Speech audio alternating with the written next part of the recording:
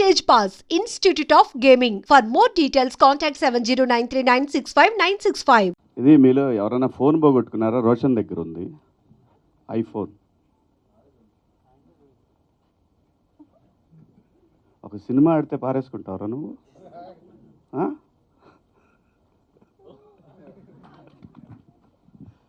అందరికీ నమస్కారం. మీడియా మిత్రులకు, పాత్రికేయ సోదరులకు అందరికీ పేరు పేరున నమస్కారం. అలాగే ఈ కార్యక్రమానికి పిలిచినందుకు థ్యాంక్ యూ సో మచ్.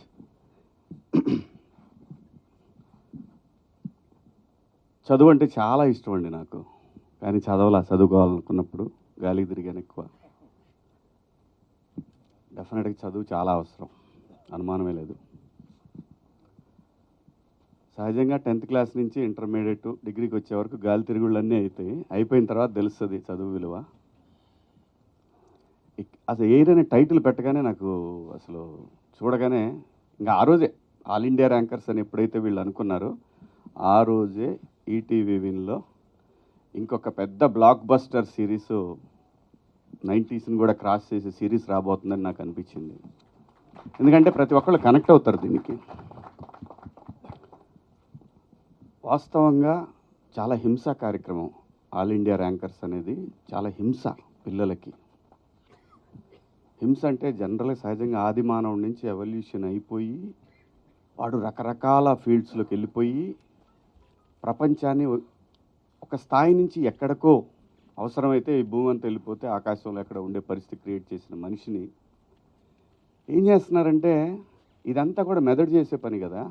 ఆ మెదడుని ఒకే చోట ఆ 4 గోడల మధ్య ఎట్టి పరిస్థితుల్లో వీడు ఆల్ ఇండియా ర్యాంక్ కొట్టాలి అనేటువంటి కాన్సెప్ట్ ఏదైతే ఉందో అది అత్యంత దారుణమైనటువంటి ఈ భూమి మీద ఒక హేయమైన చర్య అది నా దృష్టిలో. న్యాచురల్గా చదవాలి వాడు, న్యాచురల్గా వాడికి రావాలి, అప్పుడు వాడి బ్రెయిన్ బాగా పనిచేస్తుంది. నాకు తెలిసిన వాళ్ళు చాలామంది పిల్లలు ఇంటర్మీడియట్ అయిపోయిన తర్వాత అంటే అప్పటిదాకా వాళ్ళందరిని బంధించేసరికి వాళ్ళు పిచ్చోళ్ళు అయిపోయిన వాళ్ళు చాలామందిని చూసారు. పిచ్చోళ్ళు అంటే ఇంకేం తెలియదు వాళ్ళకి, ఏం చేయాలో, ఎవరితో మాట్లాడాలి. సో ఈ సిరీసు అలాంటి తల్లిదండ్రులకు గుణపాఠం కావాలని మనస్ఫూర్తిగా కోరుకుంటున్నాను నేను. పిల్లలు చదివేసి వెంటనే వాడు పెద్ద ఐఐటీలు ఇంజనీర్లు అయిపోయి వాడు దేశం దాటి వెళ్ళిపోయి అక్కడ అమెరికాలో వాళ్ళందరినీ కింద తొక్కేసి వీడు మాత్రం పైకి లేసి అర్జెంటుగా సెటిల్ అయిపోవాలి. ఇది కార్యక్రమం. ఇది కాదు మనిషి అసలు. అలాంటి సిరీస్ చూసిన తర్వాత ఖచ్చితంగా ప్రతి తల్లిదండ్రులు మార్పు రావాలనే కోరుకోండి. ఎందుకంటే ఈటీవీ అంటేనే అకౌంటబిలిటీస్ టువర్డ్స్ సొసైటీ. రామోజీరావు గారు నిజంగా తెలుగు జాతిలో పుట్టినటువంటి ఒక ఆణిముత్యం.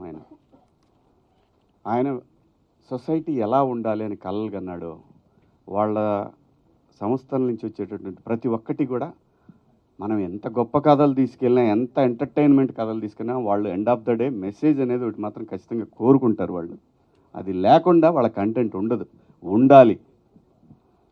అలాగే నాకు ఈ మధ్య తెలుగు అనేది వదిలేస్తున్నాం. నేను స్క్రిప్ట్లో కూడా ఇంగ్లీష్ అని రాస్తున్నారు. నాకు బుర్ర పాడైపోతుంది. తెలుగు మాతృభాషలో ఉండేటటువంటి కిక్కు. మీరు జంధ్యాల గారి సినిమాలో కామెడీ ఇప్పుడు ఏమన్నా చేయమని చూద్దాం. తెలుగు గ్రిప్పు కావాలి. తెలుగుని మర్చిపోతున్నారు. ప్లీజ్ దయచేసి ఖచ్చితంగా ఇంగ్లీష్ కావాలి, కానీ స్క్రిప్ట్లు తెలుగులో మ్యాక్సిమం రాసుకోండి. తెలుగులో ఉన్న మన అంటే అమ్మ భాషలో ఉన్నటువంటి ఫన్ కానీ ఎమోషన్ కానీ ఇంకా ఏ భాషలో దొరకదండి, ఎట్టి పరిస్థితిలో దొరకదు. ఇంకా నిజంగా చెప్పాలి, మీరు అనుకున్నది ఇంకా ఎక్కువ ఎలివేట్ అవుద్ది ఆ స్క్రిప్ట్.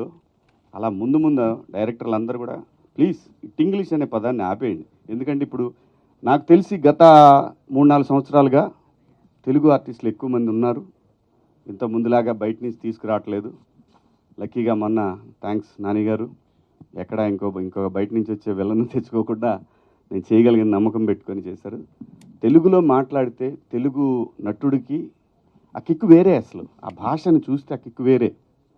అంటే నేను ఇప్పుడు కొన్ని సినిమాలు చేస్తున్నా కదా, చూస్తున్నా ఇంగ్లీష్ అని రాస్తున్నా. ఇంగ్లీష్ ఏంటారా మీ ముఖం?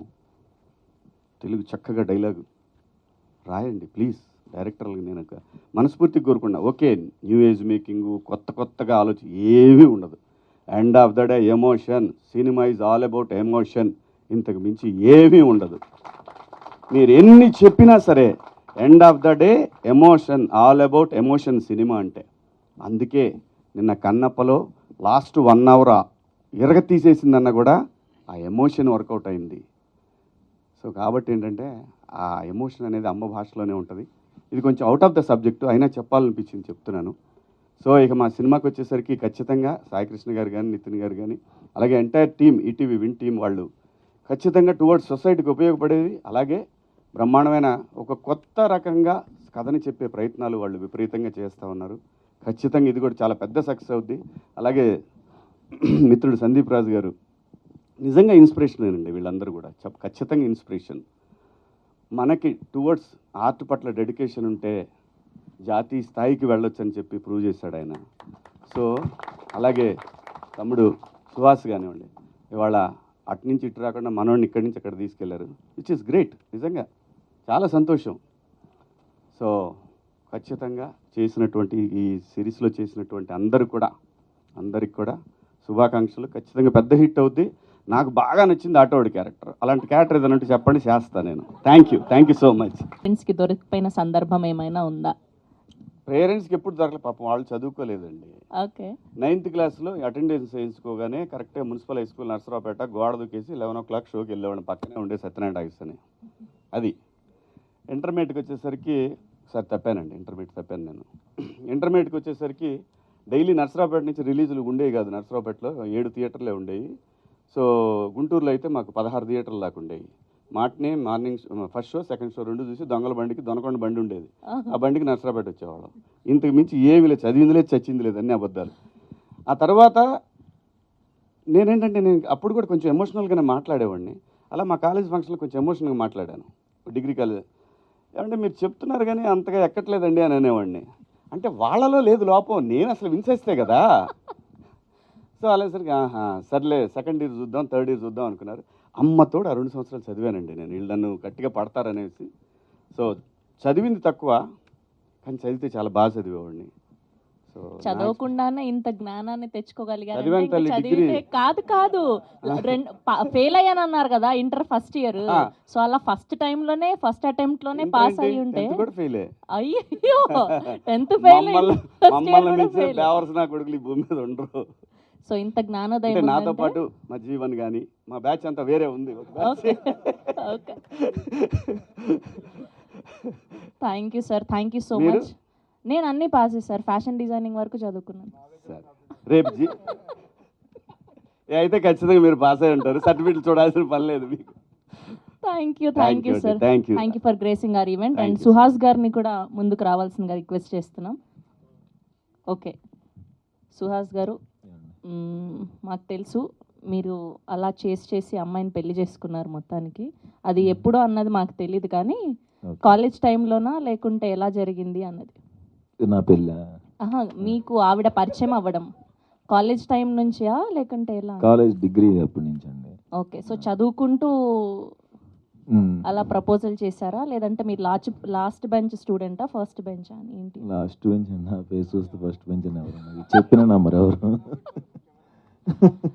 ఓకే. సో అలా మీరు కూడా మెస్లో ఫైట్లు అవన్నీ చేసేవాళ్ళా, లేదంటే అప్పుడు కూడా ఇలానే సైలెంటా? అంటే డిగ్రీలో అంటే ఎవరు సైలెంట్గా ఉండరు. బట్ ఓకే, ఎప్పుడో డిగ్రీ కదండి, ఎందుకు. ఆ డిగ్రీలో ప్రేమించి పెళ్లి చేసుకున్నాను. ఇంటర్మీడియట్ నేను కూడా ఫెయిల్ అయ్యాను. ఇంటర్ 4 years అనుకుంటా, అదొకటే ఫెయిల్ అయ్యాను, మిగతా అన్ని పాస్ అయ్యాను. Nice, thank you. So fail అయిన వాళ్ళందరూ కూడా తర్వాత చదువులో అలా ఫెయిల్ అయినా తర్వాత సక్సెస్ఫుల్ యాక్టర్స్ అవుతారని చాలా మంది నిరూపించారు. ఏమోనండి, నాకు అలా అటు చూస్తారేంటి, ఆయన ఎందుకు అందిస్తారు? అంటే ఏంటి క్వశ్చన్ అసలు? క్వశ్చన్ మీరు లాస్ట్ బెంచ్ స్టూడెంటా ఫస్ట్ బెంచ్ స్టూడెంటా? సో ఇలాంటి తుంటరి లాస్ట్ బెంచ్ పనులు చేసామండి. ఇంటర్మీడియట్ లోనే February 14th అప్పుడు మాది చైతన్య, నేను విజయవాడలో February 14th రోజు మా బ్యాచ్ అందరూ కనపడకపోతే వీళ్ళకి లవర్స్ ఉంటారేమో అని అనుకుంటారని మేము విజయవాడలో ఓషన్ పార్క్కి వెళ్ళి ఎగ్గొట్టి మళ్ళీ సైకిల్స్ తీసుకోవడానికి కాలేజీకి వస్తే అందరు ఫాదర్స్ ఉన్నారు. ఆ రోజు నుంచి ఈ రోజు కాలేజ్ ఎగ్గొట్టలేదు. థ్యాంక్ యూ అండి, థ్యాంక్ యూ సో మచ్.